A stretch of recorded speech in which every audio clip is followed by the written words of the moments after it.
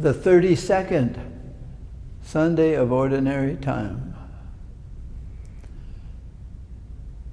I would highly recommend a very slow reading of the first reading for today's liturgy from the Book of Wisdom.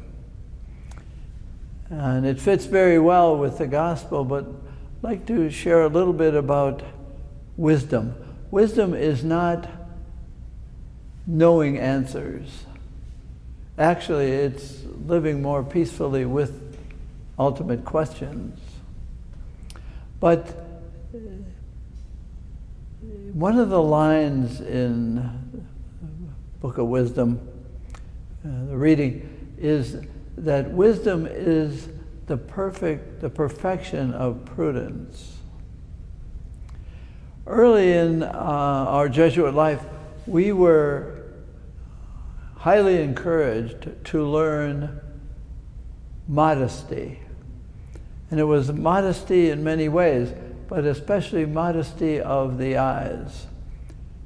To be attentive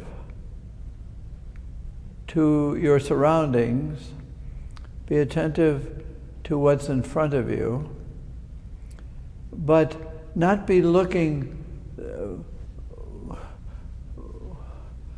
for what's going on. Noises. I have to know. And that was difficult enough to keep your eyes cast down, and because if there was a noise, you'd want to look and see if everything's all right. Wisdom is being attentive. The word attentive, retain, all those tension, they're words of holding. So attentive is beholding, if you will, what's going on with you. And wisdom is not knowing a lot of things, it's being available, or it says in the reading, be vigilant. So please pray, watch, read the first reading of today's liturgy, because it's got a lot to do with what we call discernment. And we'll share with you, we go to the Gospel now, and there's a wedding, it's a parable. So the parables are always to help us think, not to learn, but to help us ponder. And so the bridegroom is coming. This is a parable. The kingdom of heaven is like this. This is the way it's on earth. The kingdom of heaven is not in heaven. The kingdom of heaven is what Jesus proposes on earth. So it's like the bridegroom is coming, but he's delayed. And there are 10 virgins waiting and watching. It gets late, and 5 of them have enough oil and 5 don't.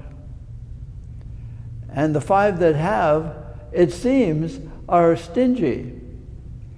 For the sake of the parable, they are careful for themselves.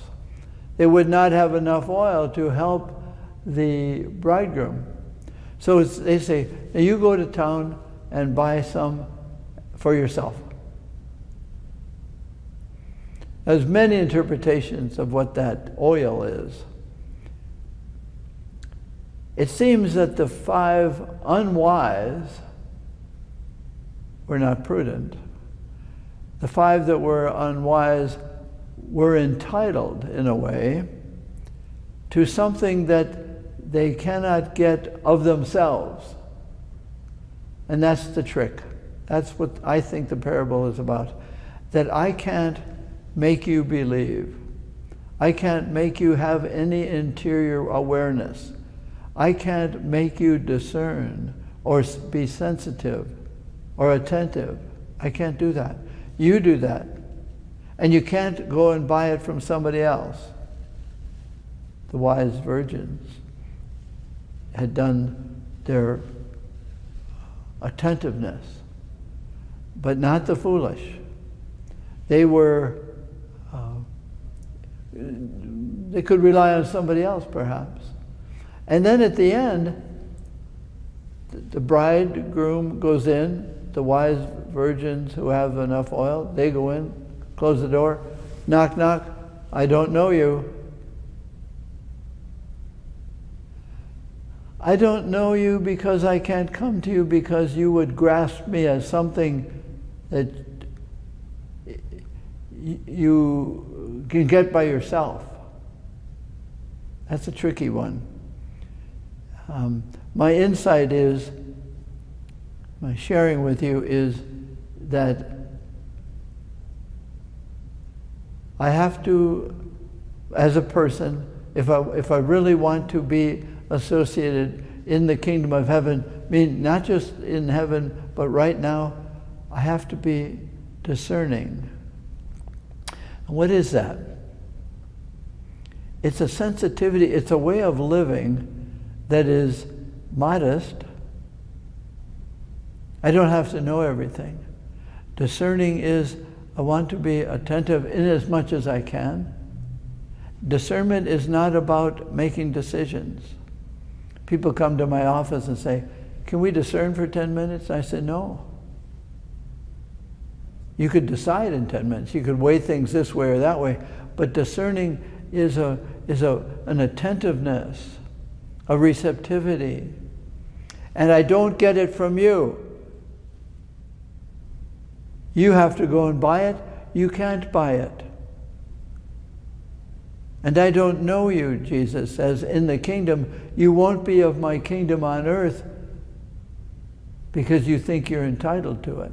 Somebody will give it to you. You can earn it. No.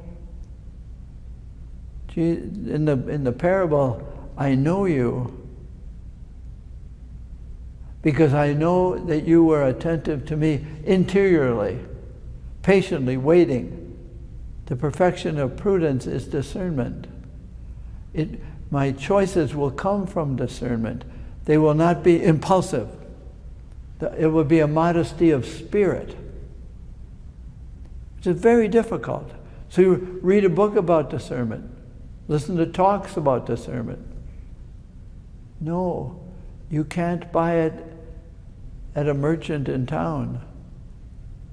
It's sitting, pondering, tasting, being available, not needing to know. That's the oil. The interior. That which gives light to others and light to myself because I haven't hastily demanded or was entitled to insight. Discernment is not insight.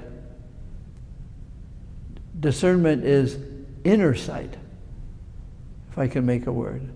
It's not, it's a modesty that allows me to receive rather than grab, to be reflective rather than instinctual. Instinct is impulsive. Discernment, wisdom, remember, wisdom is not knowing a lot. Wisdom is being aware that I can't know everything about myself, but I am open to, attentive, not intense, but intention. I have an intention. I want to hold within. Well, I wish I could give you discernment. I work with it myself. What spirits move me? What oil is within me that gives me patience, receptivity? I can't teach that to you. You can learn discernment by stumbling through undiscerning instinctual activity and profit from that. And maybe the 5 foolish virgins learned something. And when they were invited to wait for the bridegroom, they would have a little more oil of discernment to wait, to receive. So, discernment, wisdom, I think they're the same thing. Please read the first reading. Wisdom seeks us. Wisdom sits next to us at the gates of our lives.